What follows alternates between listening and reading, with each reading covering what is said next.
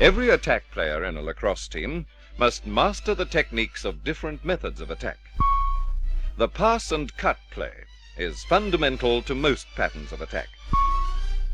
A player does not have to have the ball to start a pass and cut play. After the attackmen have passed the ball among themselves for a time, one without the ball makes a sudden break to get away from his check. His aim is to get open, receive a pass, and shoot for goal.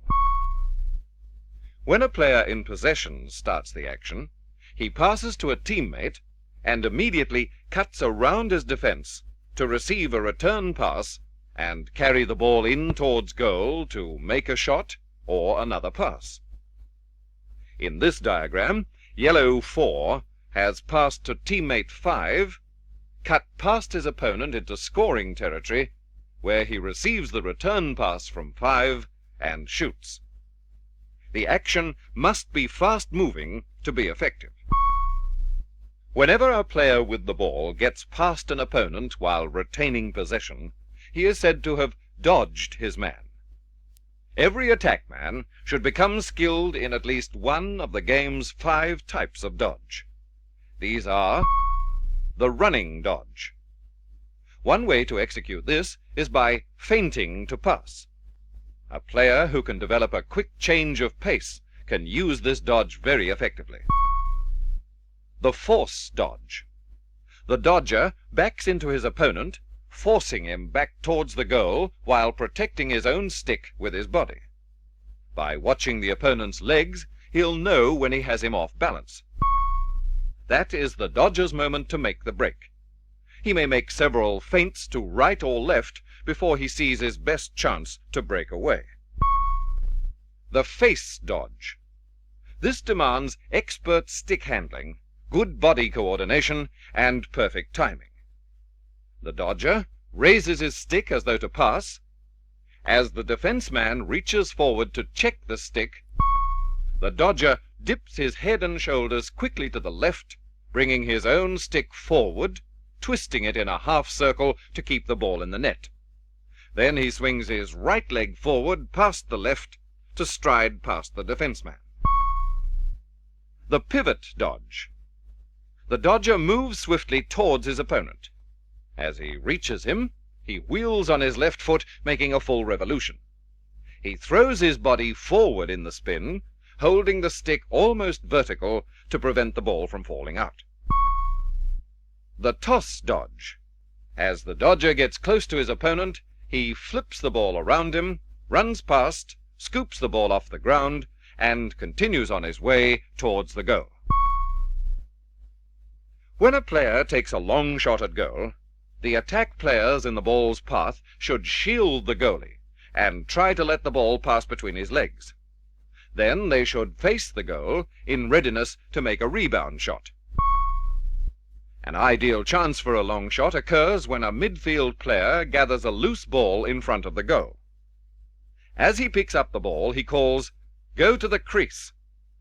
The attack immediately races for the crease to press the defense. One of the attack gets into position to screen the goalkeeper. Lacrosse is not a game of continuing set plays. A match pattern of that kind would confuse the players, slow the play, and rob the game of interest for players and spectators alike. But set plays do have a place in the game. They may be used to advantage at the start of a game, or each quarter, or after either side has scored a goal. Each team is then in starting formation, a good moment for a pre-planned play. A set play involving not more than 2 passes before the shot at goal is called a simple screen. The play may follow a pattern like this, in which yellow attacks the red goal. When more than 2 passes are to be made, the set play is called a multi-pass screen. This is best used against a forcing defense. The passer does not hold the ball for more than an instant, denying the defense the chance to force him out of play. In this diagram, yellow is the attacker. The arrowed lines show the course of passes. When the defense players win possession, they try to get the ball to their own attack. This is called clearing.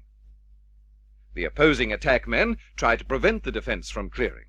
This is called riding. Ways of riding the defense include the man-to-man ride. One attack man plays the defense man with the ball as hard as he can. Two other attack players cover the two defense men nearest the ball carrier.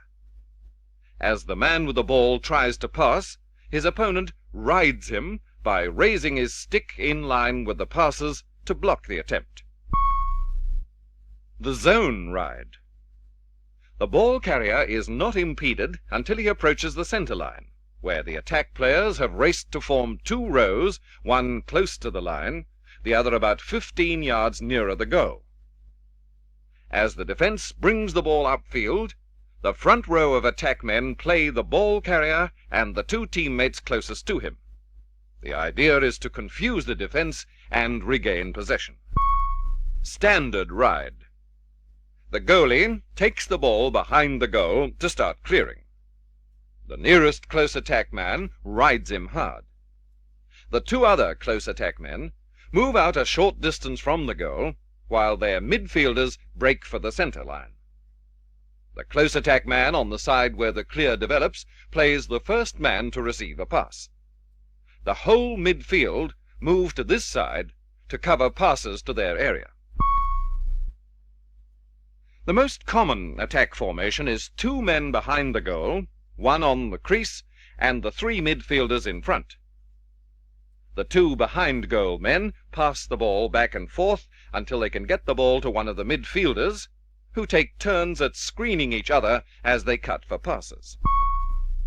A variation is three men behind the goal, one on the crease, and two midfielders in front. This formation has the special advantage of drawing three defense men behind the goal, thus enlarging the scoring territory. The offense begins behind the goal, where the three attack men exchange passes until one can cut to the front to shoot at goal or pass to a teammate to make the attempt. Sometimes a team uses a zone defense, in which each man has a certain territory to cover rather than a specific opponent. The attack can break through the zone with short, quick passing and fast-moving play. The passes should be short enough to prevent interception and fast enough to keep each defense man continually on the move. The attack men, in turn, cut quickly for goal. Attack players must constantly practice their techniques. Here are some recommended exercises. Here's one to practice receiving, shooting, passing, backing up. Players form a line to the left of goal. Each in turn runs to take a pass from the man behind goal. Next man in line backs up the pass. The receiver takes a shot at goal, then has his turn as passer. Two lines of 10 players form up on each side of goal about 10 yards apart to practice receiving, screening, passing, backing up, and shooting. First man in line A screens for the first in line B, who receives a pass from the player behind goal and takes a shot. The next man in line B backs up the pass. The shooter then becomes the passer goes to the end of line A, and the screener to the end of line B. Two lines of 10 players each take this formation, the closest men about 15 yards from the goal, to practice passing, cutting, and shooting. Player in line B passes to player in line A and cuts for goal. Player A returns the pass, and B takes a shot. Each then goes to the end of his line, and the next pair have a go. These are basic exercises. Your coach will come up with plenty more. Just remember, there is no way to excellence in lacrosse except through practice. Keep at it.